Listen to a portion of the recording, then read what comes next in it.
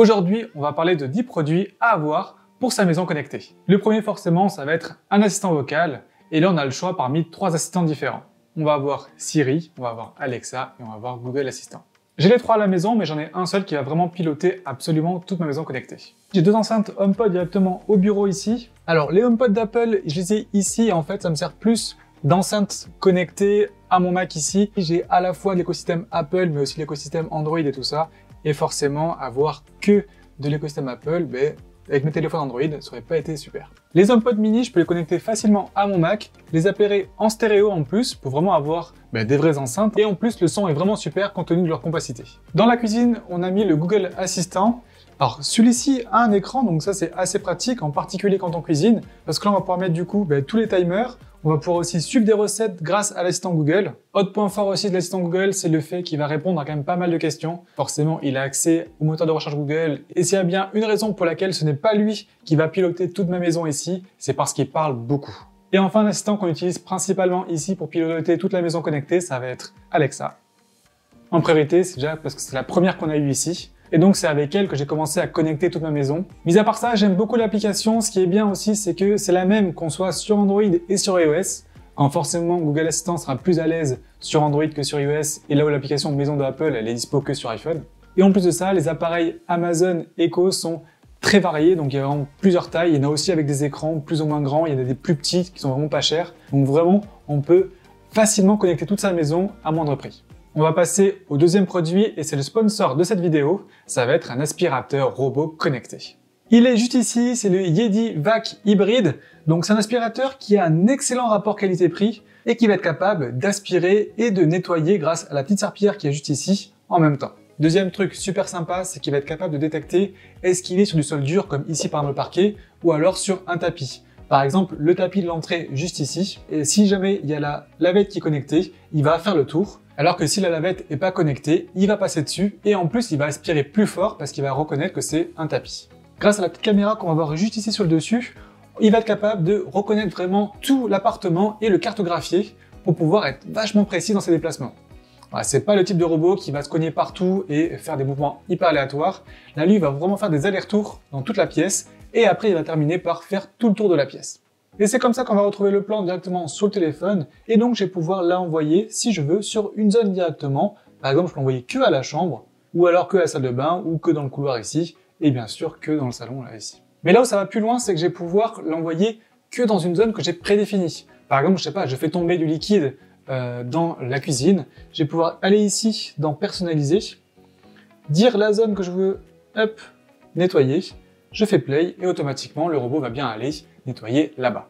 Niveau batterie, il peut tenir jusqu'à 110 minutes d'aspiration. Si jamais vous avez besoin d'un peu plus, il y a le Yeti Vac Max qui lui propose 200 minutes de batterie et une aspiration un petit peu plus performante. Et surtout, ça c'est hyper pratique, c'est que le robot, je vais pouvoir le lancer directement à la voix grâce à mon assistant vocal. Alexa, allume Yeti. Démarrage du nettoyage.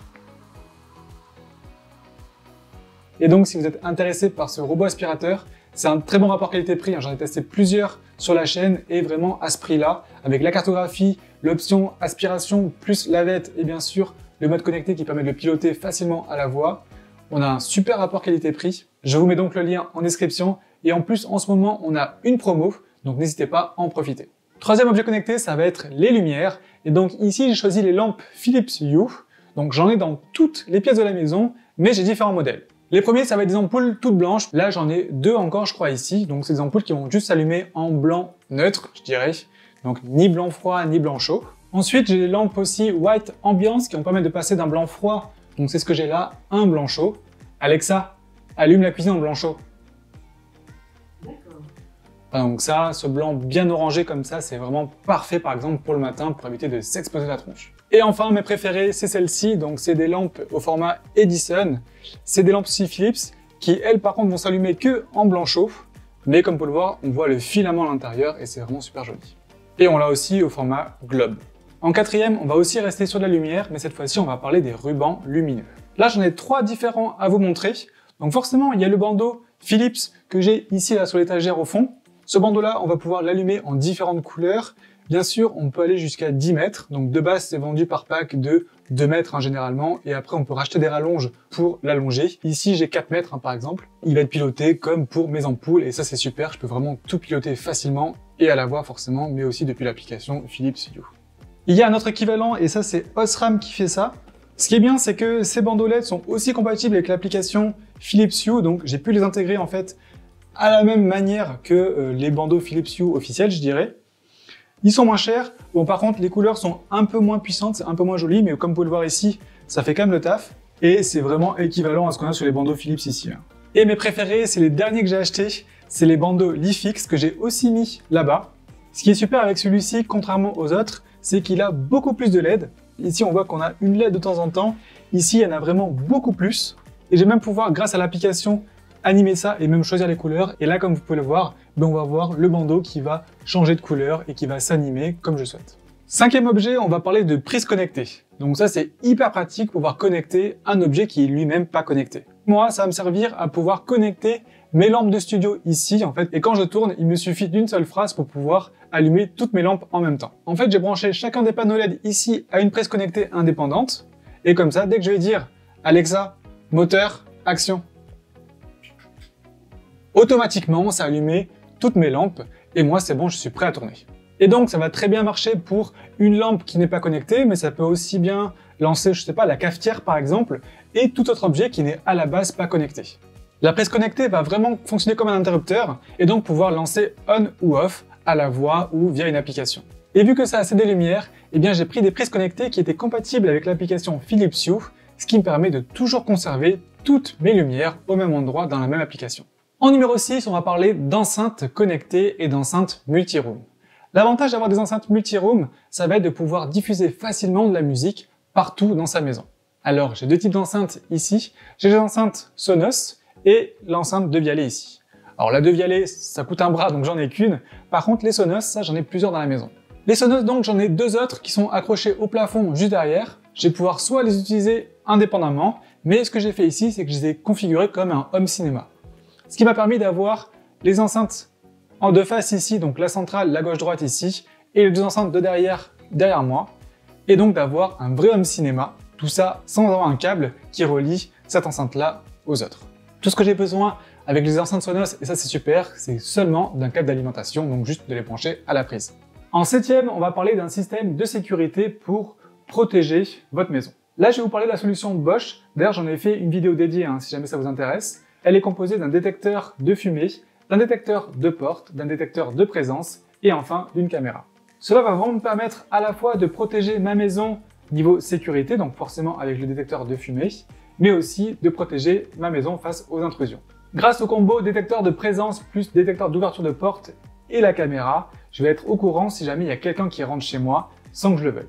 Ensuite, chose super sympa avec cette solution-là, c'est qu'elle est aussi connectée à mes ampoules Philips Hue, et ça va me permettre de pouvoir, lorsque je vais partir de chez moi, de programmer automatiquement une simulation de présence. Donc en gros, c'est les ampoules qui vont s'allumer de manière aléatoire pour simuler ma présence ici. Si jamais il y a quelqu'un qui rentre à la maison ici, il va y avoir l'alarme du détecteur de fumée qui va se mettre à sonner. Et on l'a testé, je vous garantis, ça sonne hyper fort. Et bien sûr, la caméra qui va filmer tout ça. Automatiquement, moi, je serai prévenu sur mon téléphone et j'aurai plus qu'à appeler les services compétents. En huitième, ça va être un moyen de contrôler la température chez vous. Alors pour ça, il y a plusieurs possibilités. Ça peut être un thermostat connecté si jamais vous êtes équipé d'un thermostat à la maison. Et généralement, c'est pour ceux qui sont équipés au gaz. Ça va être aussi la possibilité, par exemple, d'acheter un radiateur électrique connecté. Et ici, vu que j'ai rien de tout ça, ce que j'ai fait, c'est que j'ai acheté un ventilateur qui fait aussi chauffage Dyson. Et lui me permet de contrôler facilement la température. J'ai pu relier mon compte Dyson à Amazon Alexa. Et du coup, je peux très bien lui dire « Alexa, allume Dyson à 25 degrés ».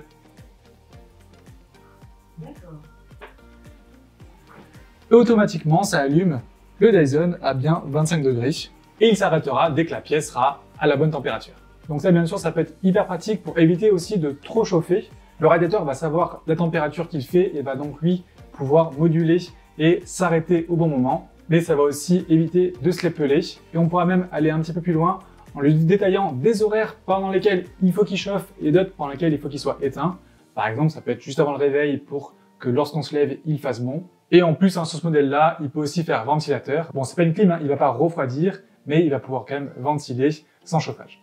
En neuf, c'est un truc que j'ai pas malheureusement, mais que j'aimerais beaucoup avoir. Je pense que c'est vraiment mon prochain gros achat maison connectée. Ça va être un système d'automatisation des volets. Et donc pour ça, je me suis un petit peu renseigné. On a le choix aussi. Soit on achète juste le module qui va venir motoriser un volet qui n'est pas encore motorisé et en même temps le connecter. Ou alors, bien sûr, on peut tout changer et prendre directement un volet électrique et en même temps connecté. Il y a différents avantages à vouloir connecter son volet. Forcément, c'est pouvoir faire la feignasse et le remonter et le descendre à la voix. Mais ça va aussi permettre, toujours pareil, d'aller un peu plus loin dans l'automatisation et surtout dans la simulation de présence.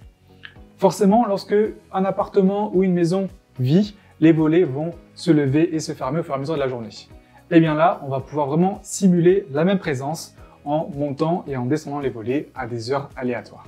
Autre chose aussi sympa, ça va être pour tout ce qui est économie d'énergie. Forcément, on sait qu'il vaut mieux fermer ses volets la nuit pour éviter les déperditions de chaleur. Et à l'inverse, les ouvrir la journée pour faire rentrer le soleil et donc la chaleur. Ça va aussi influer sur la facture d'énergie en hiver. Et en 10e et dernier point, forcément avec tout ça, il va falloir un réseau Wi-Fi qui tienne le coup et surtout bien penser à avoir du Wi-Fi dans toute sa maison. Il va falloir acheter un répéteur Wi-Fi ou un extender de Wi-Fi pour pouvoir avoir une qualité correcte, même assez loin de sa box internet. Je suis chez Orange et donc du coup j'ai une Livebox. Elle est vraiment à mon bureau, donc tout là-bas ici. Et bizarrement, je sais pas pourquoi, mais à partir d'ici, là dans la chambre ou dans la salle de bain, j'ai quasiment plus de réseau Wi-Fi. Donc ce que j'ai fait, j'ai essayé la solution d'Orange, donc c'est l'extender Wi-Fi 6 d'Orange qui est ici. Et donc ça me convient totalement, j'ai maintenant une super connexion partout dans l'appartement. Et en plus, chose qui est super sympa, c'est que ça va vraiment recopier mon réseau Wi-Fi pour avoir vraiment le même réseau Wi-Fi partout dans l'appartement. Et donc mes appareils vont se connecter automatiquement au réseau Wi-Fi qui est le plus fort et de façon hyper transparente en passant de l'extender à la Livebox vraiment en temps réel. Dernier gros point fort de cette solution-là, c'est l'application My Livebox qui me permet de pouvoir voir facilement tous les appareils qui sont connectés en ce moment à mon réseau. Donc là, j'ai la Livebox et juste ici, je vais avoir mon répéteur Wi-Fi 6. Et là, je vais pouvoir aussi quels appareils sont connectés en ce moment au répéteur Wi-Fi. Là, par exemple, en ce moment, il n'y a rien du tout qui est connecté au répéteur Wi-Fi. Et donc, on a terminé avec cette vidéo sur les 10 produits à avoir pour sa maison connectée. N'hésitez pas à en mettre d'autres produits dans les commentaires. Moi, je suis vraiment avide de tout ça. La domotique, ça me passionne. Je suis tout oui. Bien sûr, tous les produits dont j'ai parlé aujourd'hui, vous les retrouverez en description. Un petit pouce bleu si la vidéo vous a plu et vous a aidé, ça motive vraiment. Et nous, on se retrouve très vite en live ou en vidéo.